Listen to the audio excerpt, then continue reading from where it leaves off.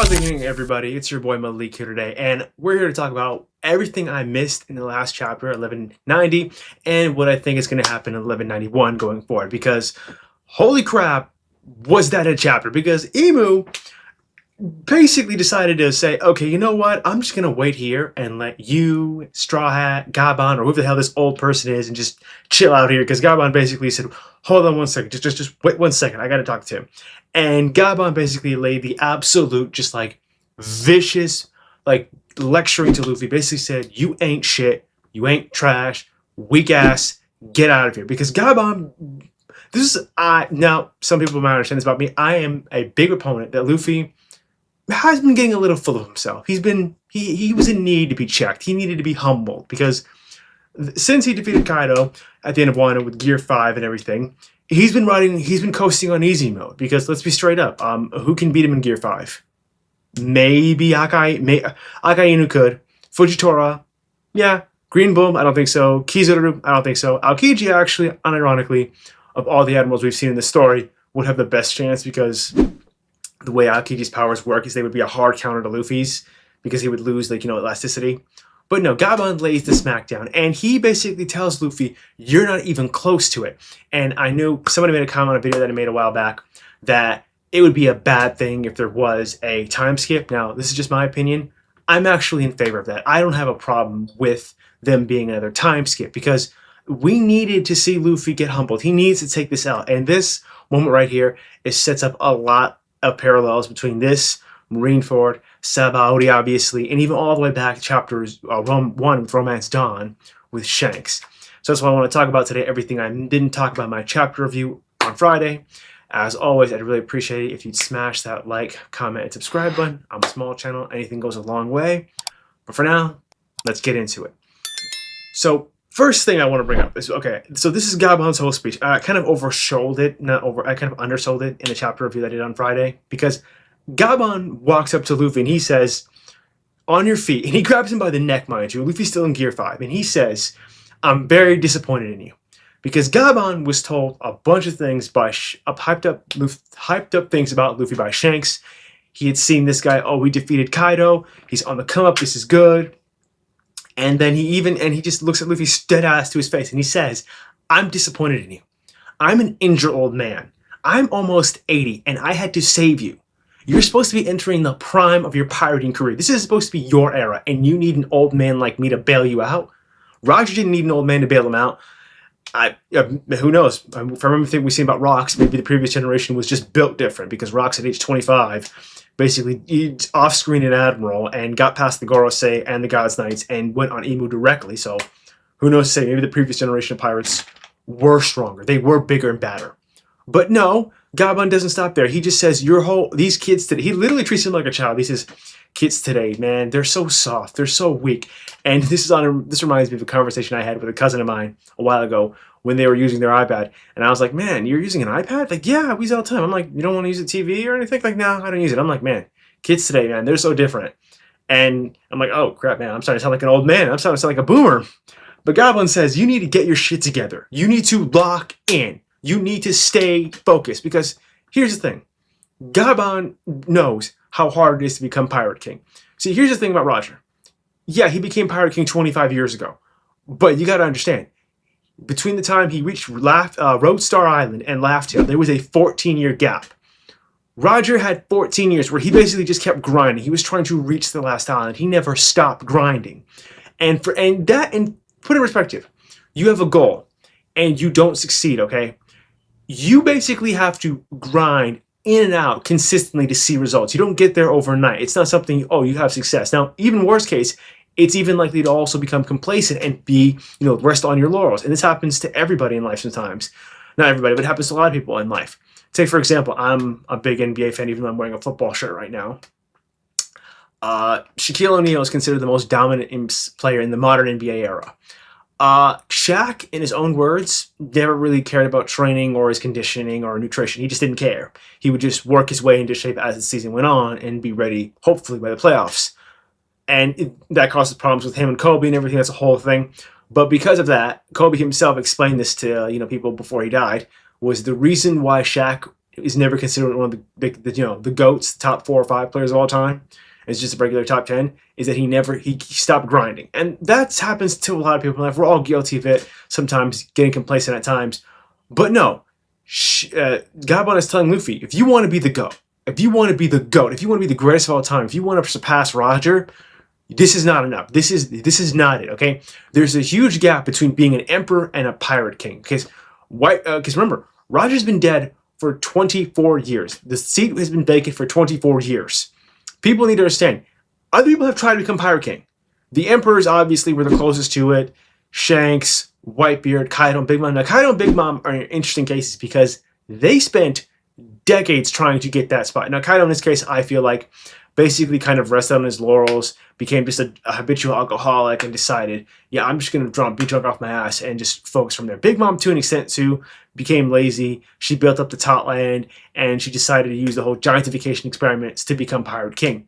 The one person who in the previous, 2 decades since Roger's death, who could have become Pirate King was Whitebeard, but Whitebeard just never cared about it. He just didn't even he had no interest in following Roger's footsteps and finding the One Piece. He had zero interest in any of that. That wasn't Whitebeard's motivation. And Shanks, maybe he just didn't feel like he was worthy.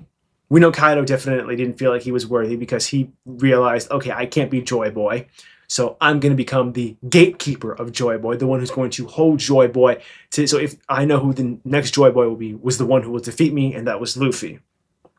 And so there's a huge gap between, being Pirate King and an Emperor, because the gap is pretty wide. Because here's the thing about people like, Big Mom, Kaido. They got complacent. They basically had built up their pirate empires, and they weren't really interested in, going for the One Piece beyond just doing, lip service and being a pirate. They were not grinding every single day like Roger was, because Roger spent 14 years of his life basically just grinding. And then finally, by some happy chance, 26 years ago, he meets Odin, and then, the rest is history. And then, remind you, when Roger reached Roadstar Island 39 years ago, that was a year before God Valley. So even then, he was already considered a one-up. Obviously, he was still Rox's era. He was still one of the premier pirates, and he never stopped. He just kept going forward to chase after his goal. And Gabon says, you think this is enough? He says the words, White form, emperor, you're white form and emperor of the sea. Don't get full of yourself.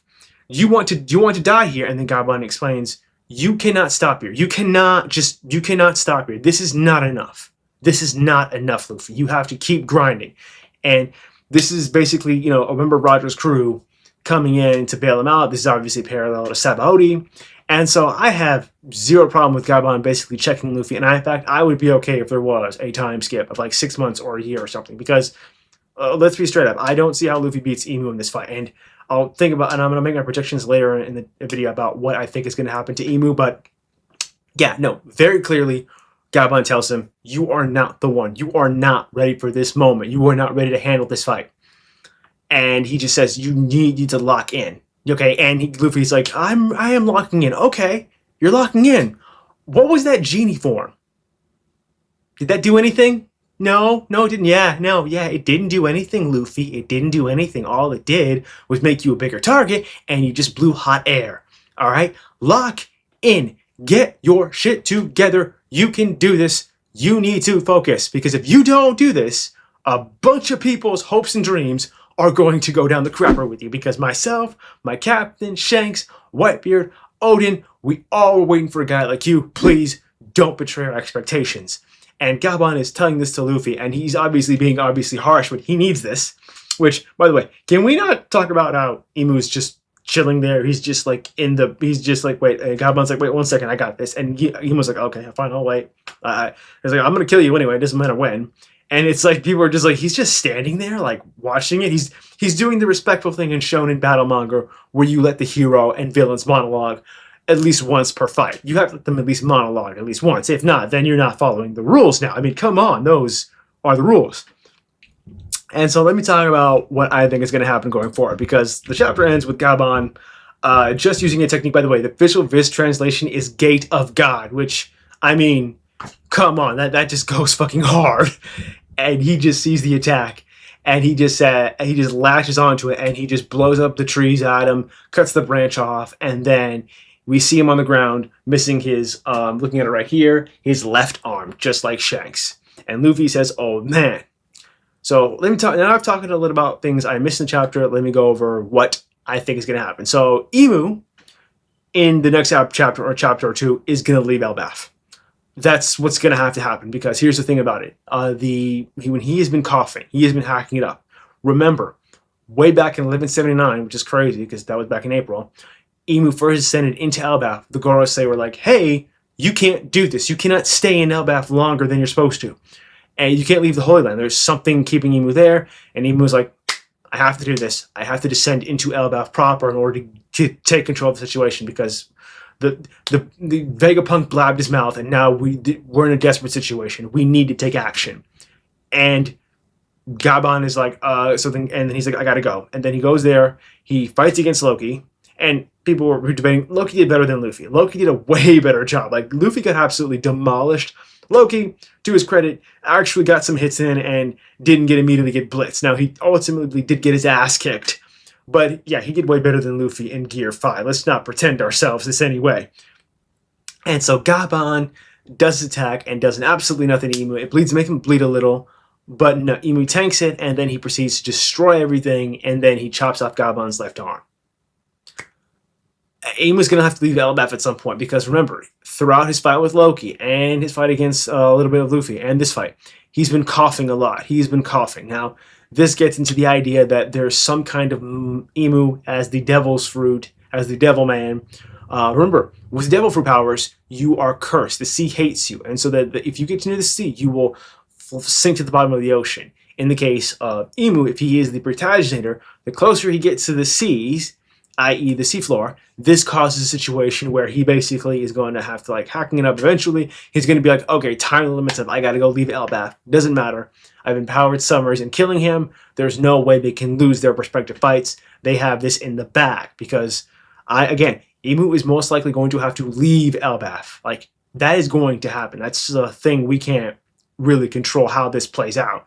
Me personally, I've got zero problem with him leaving Elbalf, and honestly, even if like the rest of the guys Knights killing him and Summers lose their respective fights, I've got no real quarrel with that, because again, at the end of the day, like, Luffy clearly lost this fight. Like, he's trying to heal himself. Now, I'd be someone brought this up on a post I saw.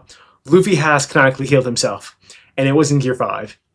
It was during the scene when they were at Whole Cake Island, and he was basically drinking milk, like just drinking milk, and he was drinking it, and he was like, "Oh shit, that actually looks really good." He drinks it, and in that panel, he drinks the milk, and his teeth grow back. Like, what? Like, how does that happen? Like, how does that work? Like, I just don't understand how that works at all. But no, One Piece 2 in logic, 2 in force bullshit. I have no idea. But he breaks it, and he just says, "Okay, my teeth are back." And so he's trying to shout, "Come on, heal, heal, heal." I don't see how Luffy honestly gets back up into this fight at all, and then just moves on like nothing happened, because he has taken out. Like, I'm perfectly fine with the Straw Hats losing this arc, because there's something else I want to bring up. This is reminding me exactly, like, not exactly, but it's giving me Sabaody vibes. Remember, Luffy basically punches out Charlos for being a piece of shit, and then, Kizaru shows up and then immediately puts belts to asses on all of the Straw Hats, and it's clear, at least even including the Luffy, they don't have a chance, and they have zero chance. They have, like, no chance of winning this fight. And I'm just like, holy crap, we're getting absolutely washed in this fight, because, I mean, like, you look at it right now, hold on, pull it up. You look at it right now, and he's like, "Oh crap, what do we do? How can we beat this guy? How do we do?" And Luffy says, "Oh shit, we're cooked. We need to run away. Everybody, grab your shit, grab your kits, and go. We need to leave. We need to go home. We need to run away." And then obviously they get separated via Kuma's paw powers, and they go their separate ways from here. And remember, Roger's crew obviously stepped up to save them in the end. But in all honesty, I just don't see a situation in how they could walk away this with a clear W. Now, if you guys know about anything what they think is going to happen, or how this is going to play down in terms of Sabaody parallels, let me know in the comment section below. I personally think they're going to get, like, washed. I'd be all right if Zoro and Sanji lose, and the rest of Elbalf is brought to you. I'm okay with that. It raises the tension up. It raises the stakes for the story up, because let's be honest, like it's okay to have heroes take L's. Like it's okay to lose fights. It's okay to go down and lose battles. It's okay. I've got zero issue with it from a narrative perspective, in terms of storytelling, just because of what they're doing. But yeah, that's that emo side. Now, something else. So my third part I want to talk about in this video is the whole situation that's happening with in Marijua, because there's something that I feel like not enough people are talking about is Blackbeard. I made a Blackbeard video a while back, and Blackbeard is basically positioning himself to become a king of Hachinosu and make Blackbeard Kingdom. Now, why this is, I have no idea. What is end goal? I just don't know what Blackbeard's end goal really is. I just don't, because here's the thing about Teach. We know towards the end of Egghead, Katarina Devon did her thing, touched Saturn, and she basically was able to gain access to Saturn's appearance. Now, from what it looks like, she has the upgraded version of the Mane Mane powers, where Mr. Three Bone Clay or Kurozumi clan member, I forget her name, not Senimaru, Higurashi, whatever her name is, the old hag, she basically was able to take on the physical appearance as well. Now, with Katarina's power, she takes not only the physical appearance, but also the clothing. You can actually create, it's literally just transformation ninjutsu. It's literally like the Kitsune myth in Japanese mythology. And so Katarina Devon took on Summer's appearance. Now, could this be a thing when the Holy Land is basically in turmoil and you just see the Gorosei doing their own thing, and eventually Saturn walks in, and this creates a problem where they see Saturn and they're like, oh, what do you need us to do, Lord Saint Saturn? Officially allow Blackbeard to join us, the world government, as the Blackbeard Kingdom. And the rest of the government officials are like, wait, what? Now, the Gorosei obviously know Summers is dead. How much of the Marine Admirals or Vice Admirals, because when Summers died, it was in front of, I believe, 8 or 9 Vice Admirals? I forget the exact number, but a bunch of Vice Admirals. Doberman was there. And Doran was the same guy who got his head blown off, not head blown up, but got blasted by some Saturn for confirming that, hey, is what Vegapunk has said is true? Is the world going to flood? And Saturn just says, knocked him cold the fuck out. So yeah, we're done with that. And so Saturn is dead in the eyes of the Vice Admirals. Now, did they ever report that in? Like, how did that conversation even happen? I have no idea. I'm gonna be straight with you, fam. I have no idea how that conversation would even play out, because Saturn was a horrible person, and I just do not see the rest of the Vice Admirals being like, should we tell somebody? And they're just like, what do we say? He turned into skeleton. How are we supposed to report this to Akainu? Do you want to get magma fisted? I don't. And so they probably kept their mouths shut, as they do, and then so nobody outside of those Vice Admirals would know Saturn is dead. Obviously, the Gorosei would know Saturn is dead, but I just don't see a way how I could just see a situation where Teach sends Katrina, and they use that as a kind of like subterfuge to gain access to the world government and becoming a member. But then, eventually the word will reach the grapevine about, through the rest of the Gorosei, and then they could just see Saturn like, wait, hold on, Saturn, wait, hold on, what are you doing here? Wait, hold on, wait, back up, Saturn, you're dead. And then we go from there, okay? And so the final point I want to bring up in this video of what I think is going to happen, and this is probably something that's relevant, is the fights between Summers and Killingham versus Sanji and Zora. Listen, I know people are going to freak out. I'm okay with the Strawhats losing. I have zero problem with that. They need to, it's okay to lose. It raises the stakes up. It raises tension up. And in Sabaody, this is another parallel, all the Strawhats got absolutely crushed. They got absolutely destroyed, okay? They did not have a chance in hell. They got walked down, beat down, got pushed around like cheap lawn chair, and they got pushed around. And I have no problem, because, let's be real, okay? How are they going to be able to beat them right away? Because Sanji still has to work through his issues of his, internal hatred that he has towards his family, about being a Germa, and, getting Conqueror's Haki and everything. May or may not help him in this fight. Well, actually will help him, but the problem is, how effective is he going to be able to use it? Because from everything we've seen in the story, infusing Conqueror's Haki into your attacks is like the hardest thing somebody can do. Just like the hardest thing from like a fighting standpoint in terms of Haki, because Conqueror's Haki is like really rare. Like, I think this stat is like 1 in a million. And for anybody else, infusing it is even harder. As far as I can tell, the people we know for sure who can infuse their attacks with Conqueror's Haki are Kaido, Big Mom, obviously Rox, Garp, Roger, I'm gonna say Sengoku, and then obviously Luffy, Yamato, Zoro did it by accident, so him too, and then Harold. So that's 10. And so it's a very, very, very hard thing to do. And it's Sanji asking Sanji just on the fly, hey, not only are you going to awaken Conqueror's Haki, you're going to awaken the most advanced version of it where you can infuse it with your attacks. That's a hard thing to do. That is a difficult technique to pull off. Like Kaido said it himself, that's something only the very exceptional are capable of doing. How is Sanji going to be able to do that in a fight and where he's never used Conqueror's Haki before? I have no idea. You could just say it's plot. I have no problem with that, but that's just the one way I would look at it. Something else, so in the Zoro fight, let's talk about that. Okay, so Zoro's fighting against Summers, which I really wish the fights were flipped. Summers versus Sanji, because Summers is canonically a man who beats women. Yes, that is a thing he does. And Killingham, his idea to manifest their biggest fears. Like, what is Zoro's biggest fear? Like, I don't even understand. What is Zoro's biggest fear? Because I'm trying to imagine it. I guess losing to Sanji, probably. Failing Kuina's memory? I'm trying to think what would be Sanji's biggest fear. If you're Agenda fans, you know Zoro's biggest fear is the civil rights movement. Like Zoro and Agenda piece, the Minority Hunter, man, he would hate meeting MLK. He would hate meeting Malcolm X, man. If Malcolm X was, ooh, Malcolm X would not like Zoro. He'd be like, slashing dark-skinned brothers and sisters? By any means necessary. I condemn you. But no, and honestly, I really wish the fights were flipped. But no, Summers is fighting Zoro. Again, how this fight turns out, this is going to become a sword fight between him. Remember, the Spear of Longinus is with Killingham, and the Sword of Graham, which was used to slay a dragon in Germanic mythology, and Fafnir, I believe, was in the hands of Summers right now. And remember, Emu has basically brought back to life all the 19 ancient blades that were, at the bit. Well, I'm not actually sure those are the real ones. They're probably just like, replicas sitting on the empty throne, and Emu can summon them like basically a weapons wheel in a video game where you can just plop them out and be like, there you go, here you go, here you go, we're good.